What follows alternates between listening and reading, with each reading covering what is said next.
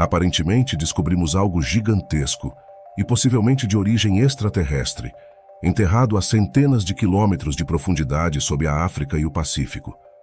Essas formações vermelhas que vocês estão vendo, destacadas ao redor do núcleo da Terra, são feitas de um material que provavelmente veio de outro mundo.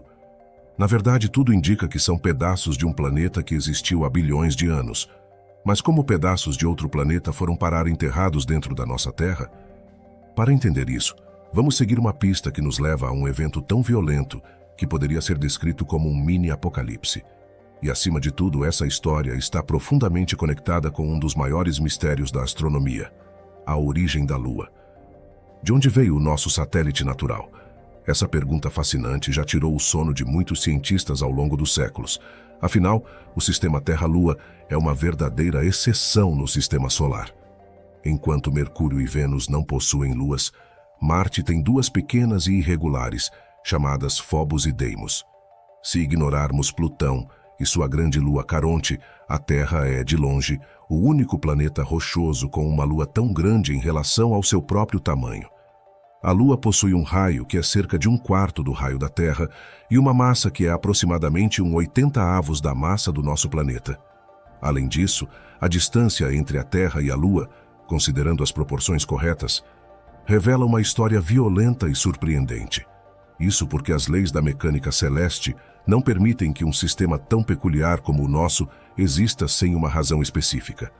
E o cenário mais aceito atualmente para explicar a origem da Lua está diretamente ligado a esses pedaços de outro planeta que encontramos enterrados dentro da Terra. Vamos então explorar essa teoria. Nossa história começa há cerca de 4,4 bilhões de anos, apenas algumas dezenas de milhões de anos após o início da formação do Sistema Solar. Naquela época, a Terra primitiva ainda não possuía um satélite natural. Foi então que aconteceu um evento cataclísmico. Um protoplaneta do tamanho de Marte, chamado Theia, colidiu com a Terra em alta velocidade, a vários quilômetros por segundo. O impacto foi tão brutal que arrancou quase 1/10 da massa total da Terra primitiva. A energia liberada foi suficiente para vaporizar rochas e metais instantaneamente.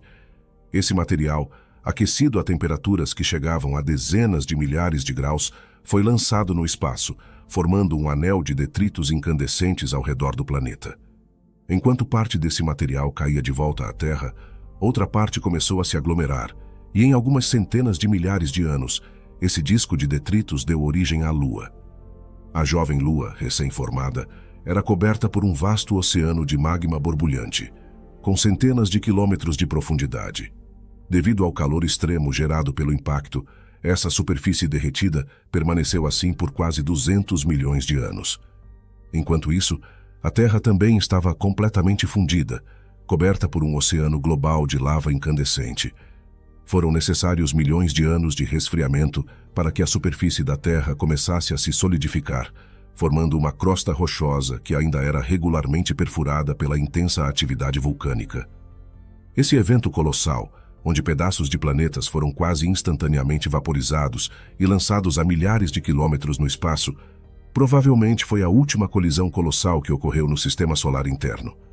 Mas como sabemos que esse cenário tão extremo é o mais aceito pelos cientistas desde os anos 70?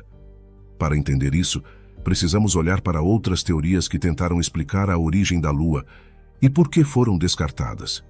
Por exemplo, uma dessas teorias sugeria que a Lua teria se formado a partir de um grande pedaço da Terra primitiva, arrancado pela força centrífuga, quando o nosso planeta girava extremamente rápido sobre si mesmo.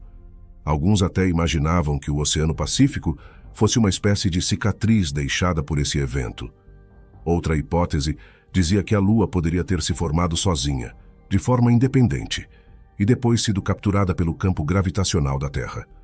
Também havia a ideia de que a Terra e a Lua se formaram juntas, a partir de um único disco de acreção primordial. Por mais interessantes que essas hipóteses sejam, todas falharam em explicar certas características únicas do sistema Terra-Lua. Por exemplo, a teoria da força centrífuga é descartada quando analisamos detalhadamente a órbita da Lua. Com base nas leis da mecânica celeste, podemos voltar no tempo e entender como o sistema Terra-Lua evoluiu, Hoje sabemos que, quando a Lua se formou, ela estava cerca de 10 vezes mais próxima da Terra do que está atualmente. E desde então, ela vem se afastando lentamente, aproximadamente na mesma velocidade com que nossas unhas crescem. Esse afastamento constante da Lua provoca efeitos de maré que, por sua vez, desaceleram a rotação da Terra. Ou seja, nossos dias estão ficando gradualmente mais longos. Cálculos mostram que, há cerca de 500 milhões de anos, um dia na Terra durava apenas 20 horas. Se voltarmos ainda mais no tempo, para cerca de 2,5 bilhões de anos atrás, um dia durava apenas 12 horas. Logo após a formação da Lua, cerca de 4,4 bilhões de anos atrás, a Terra girava tão rápido que um dia durava apenas cerca de 5 horas. Mesmo assim, essa rotação não era rápida o suficiente para que pedaços inteiros do planeta fossem arrancados apenas pela força centrífuga. A hipótese de que a Terra e a Lua poderiam ter se formado juntas, no mesmo lugar, e ao mesmo tempo também não explica um detalhe essencial. Por que seus núcleos têm tamanhos tão diferentes? O núcleo da Lua é incrivelmente pequeno, representando apenas cerca de 1% de sua massa total. Em contrapartida, o núcleo da Terra corresponde a aproximadamente 30% da sua massa. Se ambos tivessem se formado a partir dos mesmos materiais primordiais, seria de se esperar que suas proporções metálicas fossem semelhantes, mas claramente não são. Outra teoria que perdeu força foi a da captura gravitacional. Segundo essa ideia, a Lua teria se formado em uma região distante do sistema solar e, de alguma maneira, acabou sendo capturada pelo campo gravitacional da Terra. Mas essa hipótese foi descartada na década de 70, quando as análises das amostras lunares trazidas pelas missões Apollo mostraram que a composição da superfície lunar é incrivelmente semelhante à do manto da Terra. Se a Lua tivesse se originado em outra parte do sistema solar, seria altamente improvável que ela tivesse uma composição química tão parecida com a da Terra. Para que isso fosse possível, ambos os astros precisam ter uma origem comum. Além disso, os estudos das rochas que compõem a superfície lunar revelaram algo fascinante. No passado, a Lua foi inteiramente derretida. Sua superfície foi recoberta por um vasto oceano de magma. E aqui está o ponto crucial. Se a Lua tivesse se formado sozinha, esse cenário simplesmente não teria acontecido. Apenas um evento extremamente energético, como um impacto colossal, poderia gerar calor suficiente para derreter completamente sua superfície por centenas de quilômetros de profundidade. Então você deve ter percebido a ideia principal. Todas essas descobertas impressionantes acabaram desmontando uma a uma as teorias que competiam com o cenário do impacto gigante. Restou apenas essa hipótese como a única explicação plausível capaz de justificar todas as peculiaridades que observamos no sistema Terra-Lua. Nas últimas décadas, cientistas realizaram centenas de simulações de colisões planetárias, ajustando variáveis como velocidade, massa e ângulo de impacto para tentar reproduzir um cenário que correspondesse ao que observamos hoje. O modelo que mais se destaca é o de uma colisão de raspão entre uma Terra primitiva, com cerca de 90% da massa atual do nosso planeta, e um protoplaneta do tamanho de Marte chamado Theia.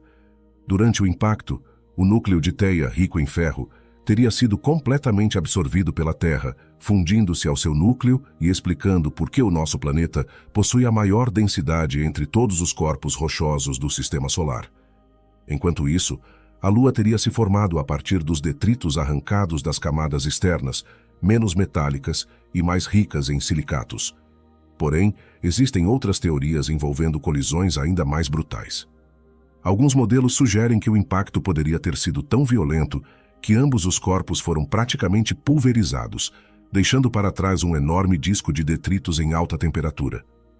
Esse disco teria dado origem à Terra e à Lua como as conhecemos hoje. Esse modelo, chamado de hipótese da sinestia, tenta explicar as semelhanças na composição química dos dois corpos. Contudo, ele ainda enfrenta dificuldades para explicar certos aspectos da órbita lunar atual. Enfim, em todos os casos, seja frontal ou de raspão, o consenso está no impacto. A grande questão, no entanto, é que a violência desse choque foi tão devastadora que acabou pulverizando as evidências. Até agora, Nenhum fragmento de teia foi encontrado no cinturão de asteroides, ou identificado entre os meteoritos que caíram na Terra. Mas e se algumas pistas estivessem, literalmente, sob nossos pés, enterradas a centenas de quilômetros de profundidade? Nos anos 80, cientistas descobriram, nas profundezas da Terra, estruturas misteriosas e enormes, localizadas sob o continente africano e o Oceano Pacífico. Essas formações subterrâneas, tão vastas quanto os continentes que conhecemos na superfície, foram identificadas através de ondas sísmicas. As ondas sísmicas, que percorrem o interior da Terra durante terremotos e outros eventos sísmicos, têm sua velocidade e propagação afetadas pelos tipos de rochas que atravessam. Usando essa característica, os pesquisadores conseguem mapear a estrutura interna do planeta, como se estivessem utilizando um scanner. Curiosamente, algo semelhante foi feito na Lua, graças aos sismógrafos deixados pelas missões Apollo. Embora a Lua não tenha atividade tectônica como a Terra, ela sofre abalos ocasionais provocados por impactos de meteoritos e pelos efeitos das marés gravitacionais. Isso permitiu aos cientistas compreenderem um pouco mais sobre sua estrutura interna. Nos últimos anos, o avanço na precisão dos mapas do interior da Terra permitiu desvendar mais detalhes dessas regiões enigmáticas. Acredita-se agora que essas anomalias, que podem se estender por milhares de quilômetros de largura e alcançar até 1.000 quilômetros de espessura em alguns pontos, sejam compostas de rochas ligeiramente diferentes das que formam o manto terrestre ao redor. Essas rochas têm uma estrutura particular que parece desacelerar as ondas sísmicas que passam por elas, revelando a possível existência de fragmentos de teia. Esses pedaços não teriam sido lançados ao espaço nem completamente fundidos com os materiais da Terra após o impacto, permanecendo em grande parte intactos e, ao longo de milhões de anos, afundaram no oceano de magma até se estabilizarem perto do núcleo terrestre. Esses blocos colossais, um pouco mais densos que o ambiente ao redor, podem ser, portanto, os restos de um planeta perdido, enterrados no manto da Terra. Parece até surreal pensar que, ao pisar em solo africano ou no meio do Oceano Pacífico, estamos literalmente sobre os vestígios de um planeta que já não existe e que, ironicamente, ajudou a formar a Lua. Essas anomalias subterrâneas, no entanto, não são apenas curiosidades geológicas. Elas têm impactos significativos sobre o planeta. A estrutura sob o Pacífico, por exemplo, que se estende por cerca de 3.000 quilômetros de largura, está associada a várias plumas mantélicas e pontos quentes, enquanto a estrutura sob a África pode estar ligada à anomalia do Atlântico Sul. Acredita-se que essa vasta região no hemisfério sul, onde o campo magnético da Terra é mais fraco, tenha relação com a presença dessas enormes massas rochosas ricas em ferro.